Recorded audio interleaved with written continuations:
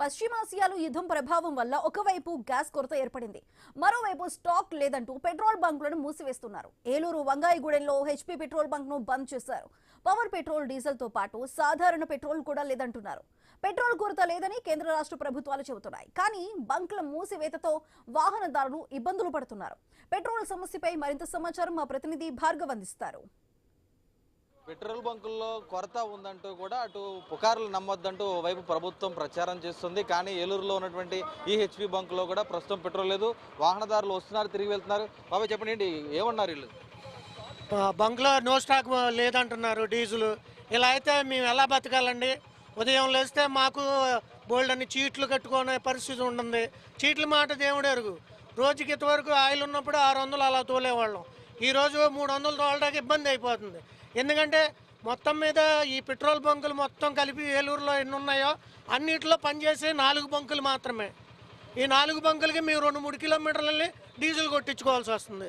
ఆ 2-3 కిలోమీటర్లు మరి వెళ్ళాలంటే మరి మాకెంత ఇంధనం ఖర్చు అవుతుంది? మరి మాకు వచ్చే సంపాదన అంతా, ఈ డీజిల్ గురించి మేము తిరిగేదంతా. మరి ఇదంతా ప్రభుత్వం ఏమో బోల్డ్ అంత స్టాక్ ఉంది, మీకేం పర్వాలేదు, వినియోగదారులను ఇబ్బంది పెట్టాం అని అంటున్నారు. గ్యాస్ పరిస్థితి కూడా అలాగే ఉంది. మాకు 3 రోజులు అయిపోయింది గ్యాస్ బుక్ చేసి, 1 రోజులు అయింది. ఇప్పుడు గ్యాస్ లేదు ఇంట్లో. పుల్లలు పోయి పెట్టుకొని బయట ఇది వండుతున్నారు. ఆడోళ్ళు తిట్లు. ఏం చేస్తామండి? మా పరిస్థితి ఎలా తగలండి. మొత్తం అసలు ఏలూరులో ఎన్ని ఆటోలు ఉంటాయి? ఒకవేళ పెట్రోల్ పూర్తిగా అయిపోతే ఎంతమంది ఉపాధి పొందుతారు? దగ్గర 6500 ఆటోలు ఉన్నాయండి ఏలూరు మొత్తం మీద. ఈ డీజిల్ ఓన్లీ ఈ డీజిల్ దొరకకపోతే ఈ 6000, ఒకవేళ పూర్తిగా ఏలూరులో డీజిల్ అనేది స్తంభించిపోతే కనుక ఈ 6000 ఇంటూ 4, మా ఇంటికి వచ్చి 4 వేసుకున్నా సరే 6 4 24, అంటే 25,000 మంది మేము పస్తులు పడుకోవాల్సిన పరిస్థితి. మరి అదంతా ప్రభుత్వం అర్థం చేసుకొని కొంచెం మాలాంటి వాళ్ళని దయచూసి త్వరగా ఎంతసేపు అయితే అంత మీరు చర్చలు జరుపుతారో ఏం జరుపుతారో అవన్నీ జరిపి మాకు ముందుగా సహకరించాలని కోరుకుంటున్నాం సార్. మీ తరఫున కోరుకుంటున్నాం. వస్తున్నాయి, వాహనాలు వస్తున్నాయి, ఇక్కడ పెట్రోల్ లేదని చెప్తూ ఉండడంతో వాళ్ళు వెనుతిరిగి వెళ్ళిపోతుండడం జరుగుతుంది. దీనికి సంబంధించి వాహనదారులు మరికొంతమంది ఉన్నారు. ఏం చెప్పండి, ఇక్కడ నో స్టాక్ అని చెప్పి వారి నిర్వాహకులు చెప్తున్నారు. ఎలా ఉందా ఏలూరులో పరిస్థితి?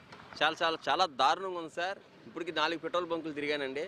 తిరిగి నా బండి పెట్రోల్ అయిపోయింది అన్నమాట. ఇక్కడ ఉంటుందని చెప్పి ఎంత ఇదిగా వచ్చానమాట. కానీ ఇక్కడ కూడా నో స్టాక్ అని పెడతాం వల్ల తీవ్ర నిరుత్సాహం కలుగుతుంది అన్నమాట. ఎందుకంటే ఈరోజు పెట్రోల్ అనేది చాలా ముఖ్యమైనదండి. ఎక్కడికి వెళ్ళాలన్నా సరే, బైక్ వెళ్ళాలంటే కంపల్సరీ పెట్రోల్ లేనిదే వెళ్ళే పరిస్థితి లేదన్నమాట.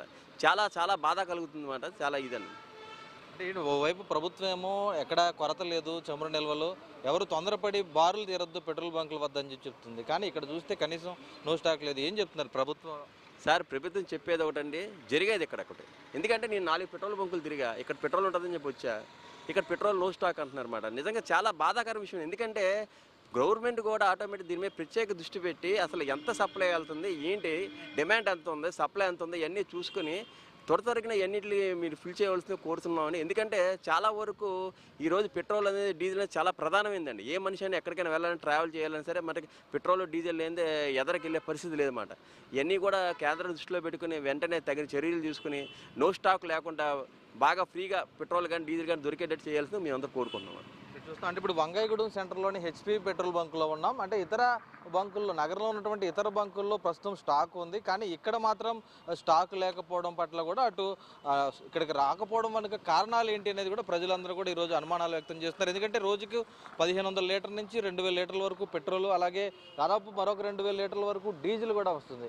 రవాణా వ్యవస్థ అంతా కూడా దీని మీదే ఆధారపడి ఉన్నటువంటి పరిస్థితి. ఇటీవల పెట్రోల్ కొరత వస్తుంది అంటూ కూడా ప్రచారం జరిగిన నేపథ్యంలో సాధారణంగా అటు పవర్ పెట్రోల్ కానీ అలాగే డీజిల్కి సంబంధించి కూడా ధరలు పెరగడం జరిగింది. సాధారణ పెట్రోల్, డీజిల్ ధరలు మాత్రం ఏమాత్రం కూడా పెరగలేదు. ప్రజలు ఆందోళన చెందవద్దంటూ కూడా చెప్పారు. ఇక్కడ సిబ్బంది కూడా ఉన్నారు. అమ్మ, ఏంటారు పెట్రోల్ నో స్టాక్ అని మీరు అందరూ చెప్తున్నారు, ఎప్పటి నుంచి లేదు స్టాక్? నిన్నటి దాకా పవర్ ఉందండి, నిన్న మధ్యాహ్నం నుండి. ఎప్పుడు అయిపోయింది పెట్రోల్? ఎప్పటి నుంచి లేదు? 2 రోజుల నుంచి లేదు, అయిపోయింది. వచ్చింది వస్తున్న మట్టుకు అయిపోతుంది. ఇక అండి పవర్ ఉంటే నిన్నటి వరకు వచ్చింది. పైనుంచి వచ్చాక మేము కొట్టేది చేసేది ఉన్న జనాలు కానీ దాచుకునేది ఏం కాదు కదా. అంటే ఇప్పుడు హెచ్పీ పెట్రోల్ బంకులో లేదు, మిగతా ఇండియన్ ఆయిల్ వాటిల్లో ఉందా? మాకు తెలియదండి. ఇక్కడ మేము పని చేస్తున్నాం కాబట్టి ఈ బంకు వరకే మాకు తెలుసు. అంతే. రోజుకి దాదాపు ఎంతమంది వస్తూ ఉంటారు ఇక్కడ? 1000-1500 మంది ఉంటారా ఈజీగా? వచ్చిన లెక్క కౌంట్ చేయం కదండి మేము. అది వస్తే ఎంతవరకు వచ్చి అంతవరకు కొడితే పంపిస్తుంటాం. అది 2 రోజుల నుంచి లేదు. అది దాదాపు 2 రోజుల నుంచి కూడా ఇక్కడ సాధారణ పెట్రోల్ లేదు. అలాగే నిన్న సాయంత్రం నుంచి ఉన్న పవర్ పెట్రోల్ కూడా అయిపోయింది అనేది కూడా సిబ్బంది కూడా మనకి తెలియజేస్తున్నారు. మరి ఎందుకు ఈ హెచ్పి పెట్రోల్ బంకు ఆయిల్ ఎందుకు రాలేదు?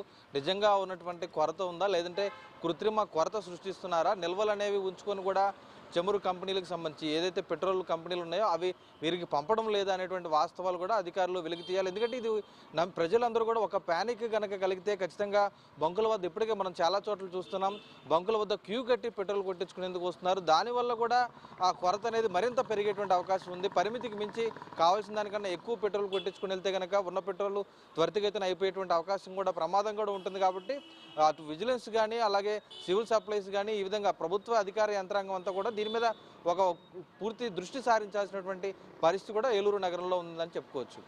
ఇది ఇక్కడ తాజా పరిస్థితి. కెమెరా పర్సన్ చంటితో భార్గవ్, ఐ న్యూస్, ఏలూరు నుంచి.